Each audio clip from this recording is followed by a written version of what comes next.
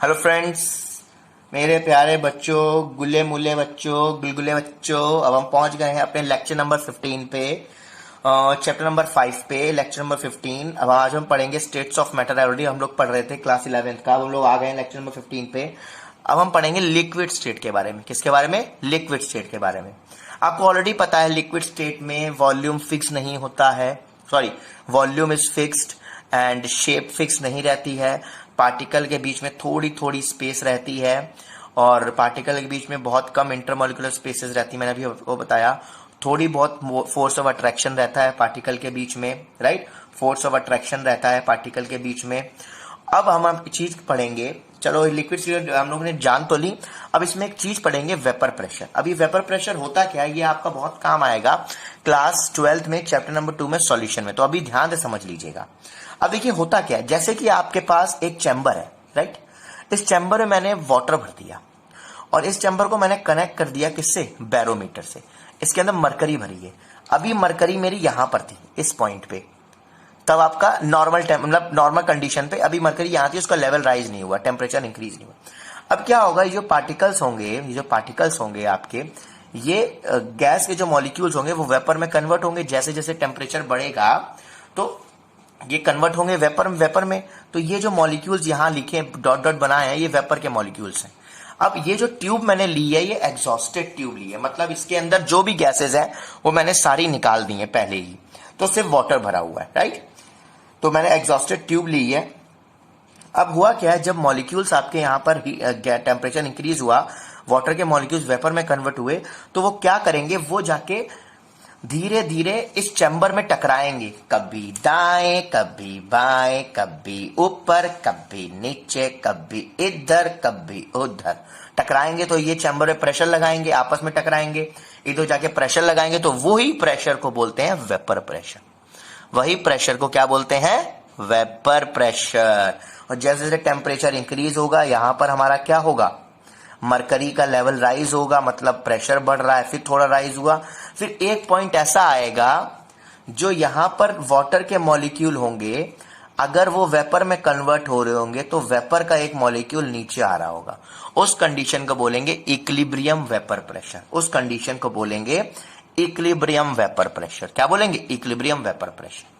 Point clear हुआ? वो equilibrium condition हो जाएगी। ओके, चलिए देखिए मैंने लिखा भी हुआ है, at equilibrium liquid equal to vapor pressure at equilibrium is called equilibrium vapor pressure। मैंने यहाँ लिखा हुआ है pressure applied by these vapor that are kept in the exhaust chamber at a fixed temperature and pressure।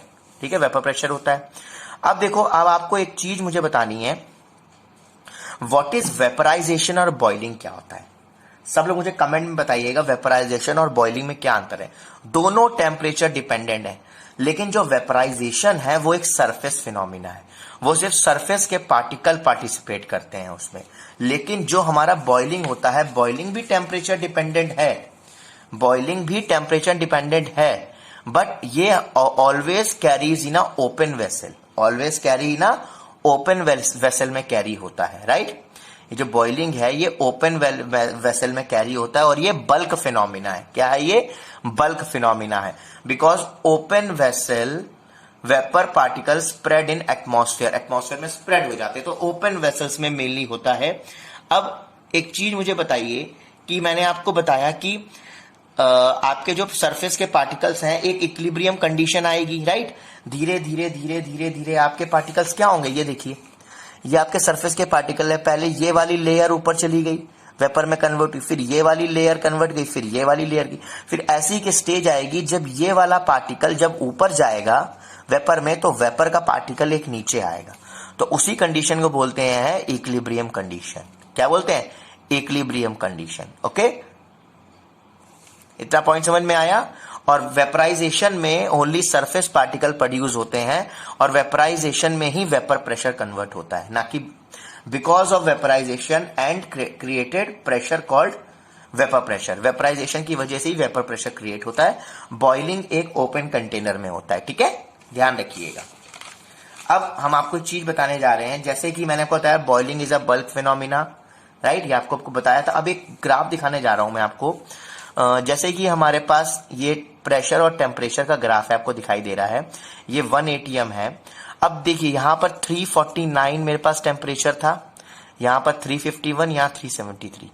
जब मैंने pressure धीरे धीरे धीरे धीरे, देखिए जब मैंने पानी लिया, पानी का क्या हुआ, देखिए टेम्परेचर देखो कितना आ रहा है, 373 पे बॉयल होता है। मतलब पानी का जो टेम्परेचर है वो बॉइलिंग पॉइंट जो है वो ज्यादा है एज कंपेरिजन। देखिए इथाइल अल्कोहल का 351 पे, सीसीएल का 340। ये मैंने टेम्परेचर का एक ओवरव्यू दिया है कि कितने टेम्परेचर पे आपका पानी बॉयल होना स्टार्ट हो जाता है। तो आपको ये बात समझ में आई कि वेपर प्रेशर क्या होता है, आपका वेपराइजेशन क्या होता है, बॉइलिंग क्या होती है। ये पॉइंट आई थिंक आपको क्लियर हो गया होगा जो मैंने आपको बताया है। और एक चीज आपको बता दूं, मैं ये पॉइंट जरा क्लियर कर दूंगा आपको मैं, कि नॉर्मल बॉइलिंग पॉइंट जो होता है वो 1 atm प्रेशर लिया जाता है, 373 मतलब 100 डिग्री सेल्सियस टेम्परेचर होता है उसका। और अगर स्टैंडर्ड बॉइलिंग पॉइंट माना जाए तो वो एक बार प्रेशर पे 99.6 डिग्री सेल्सियस होता है। अब आपको याद होगा कि हायर एल्टीट्यूड जैसे आप माउंटेन में चले जाते हैं तो वहां पर क्या होता है, एटमॉस्फेरिक प्रेशर बहुत कम होता है, टेम्परेचर कम हो जाता है तो एटमॉस्फेरिक प्रेशर भी आपका कम से कम 1 atm से लेस हो जाता है। तो आपने देखा होगा कि वहां पर कुकर ज्यादातर यूज किए जाते हैं, प्रेशर कुकर में खाना बनाया जाता है। क्यों? क्योंकि जब हायर एल्टीट्यूड पे आप जाते हो, जैसे आप सी लेवल पे हो, नॉर्मल लेवल पे हम लोग सी लेवल पे हैं, तो हम लोग जो पानी को बॉयल करते हैं या कुछ खाना जो भी फूड आइटम बनाते हैं वो मोस्टली 100 डिग्री सेल्सियस पे, कुछ होते हैं जो 100 डिग्री सेल्सियस पे बॉयल होते हैं, तो कुछ जो फूड मटेरियल है वो 100 डिग्री सेल्सियस पे बॉयल होते हैं, right. But only sea level पे तो 100 डिग्री सेल्सियस वैल्यूएबल है, पहुंच जाएगा टेम्परेचर, खाना बन जाएगा आसानी से ओपन वेसल में। बट होगा क्या, जब हम हायर एल्टीट्यूड पे जाएंगे तब वहां पर क्या होता है, टेम्परेचर कम हो जाता है। टेम्परेचर कम होने के कारण प्रेशर भी नॉर्मल सी लेवल पे 1 atm रहता है, और जब हायर एल्टीट्यूड पे जाते हैं वहां पर प्रेशर हो जाता है 0.7 लगभग। एक हाइपोथेटिकल कंडीशन बता रहा हूं, इमेजिनेशन वाली, एक अप्रोक्सीमेशन पे 0.7 हो जाता है। तो प्रेशर कम हो गया, टेम्परेचर भी कम हो गया, तो आपका बॉइलिंग पॉइंट जो सी लेवल पे 100 डिग्री सेल्सियस है तो वहां पर हो जाता है near about 70 degree Celsius, 70 degree Celsius. एक अप्रोक्सीमेशन बता रहा हूं मैं, एग्जैक्ट नहीं बता रहा हूं, ध्यान रखिएगा, हाइपोथेटिकल कंडीशंस हैं। तो नियर अबाउट 70 डिग्री सेल्सियस है। तो अब आपका खाना जो 100 डिग्री सेल्सियस पे ही बॉयल होके बनता था तो वो 70 डिग्री का ही पे ही बॉयल हो रहा है। आप समझिए, आपका जो पानी है वो 70 डिग्री पे ही बॉयल हो जा रहा है, लेकिन जो आपके फूड आइटम है वो 90 या 100 पे ही खाने बन पाते थे, उबल पाते थे वो खाना। तो अब कैसे पॉसिबल होगा? तो आप लोग क्या करते थे, अब उसको प्रेशर कुकर में बंद कर दिया जाता है, बनाते हैं प्रेशर कुकर में, डाल दिया, पानी डाल दिया, फिर बंद कर दिया और वेपर में कन्वर्ट हुआ और आपका खाना बन गया। और वो वेपराइज होके, मतलब प्रेशर लगा उस पे, चैम्बर ने उसने प्रेशर लगाया तो भाप बनी और भाप से वो जल्दी पक गया। इसलिए कुकर प्रेशर का यूज किया जाता है to save time and to achieve that boiling point. Boiling point तो अचीव होता नहीं है, वेपर की वजह से कन्वर्ट हो जाता है, इसीलिए प्रेशर कुकर यूज किया जाता है कि खाना हमारा जल्दी बन जाए, क्योंकि वहां पर 70 डिग्री सेल्सियस पे ही बॉइलिंग पॉइंट अचीव हो जाता है। लेकिन हमारा कुछ खाने ऐसे होते हैं जो 90 और 100 पे ही अचीव हो पाते हैं, वो बॉयल हो पाते हैं, इसलिए प्रेशर कुकर का यूज किया जाता है। ओके, आई थिंक ये आपको पॉइंट क्लियर हो गया होगा। अब हम लोग मिलेंगे नेक्स्ट वीडियो में, लेक्चर नंबर 15 में, जिसमें हम लोग पढ़ेंगे सरफेस टेंशन के बारे में। Till then bye bye, take care, have a nice day, good night.